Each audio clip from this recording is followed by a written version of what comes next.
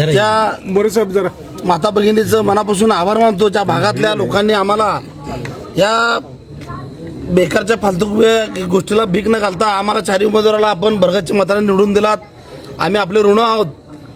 विजयकुमार माजी पालकमंत्री तथा विजयकुमार देशमुख मालक आमदार यांच्या नेतृत्वाखाली आम्ही चारही उमेदवार या भागातला विकास कायापालट केल्याशिवाय स्वस्थ बसणार नाही.